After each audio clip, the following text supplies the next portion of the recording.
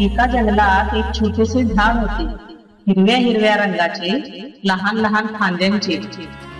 एकदा झाडाने विचारले हवेला, तू कुठे गेले होतीस?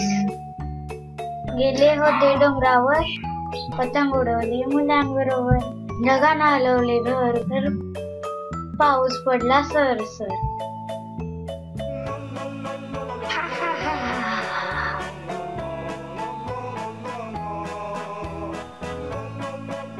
तू ग काय गेले सकाळपासून?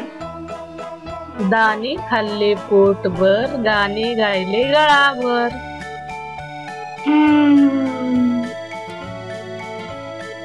आजचा दिवस मजेदार, मिठाई फळे तजेलदार, टोपी माझी झुपकेदार, दिसतो मी रुबाबदार.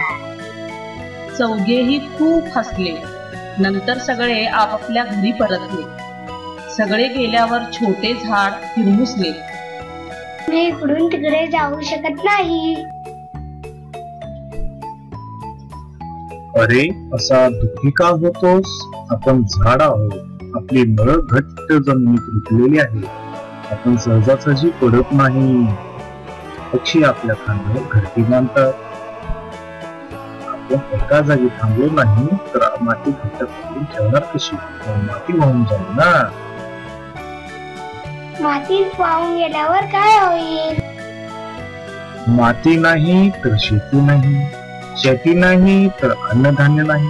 मग माणूस काय खाणार? अरे हे तर माझ्या लक्षात आलंच नाही.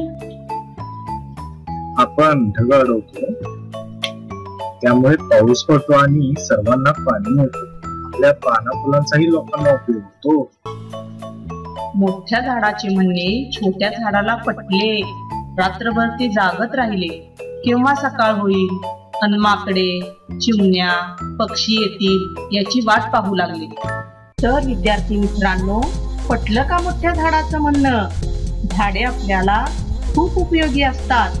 मग लावणार ना एखादं तरी झाड?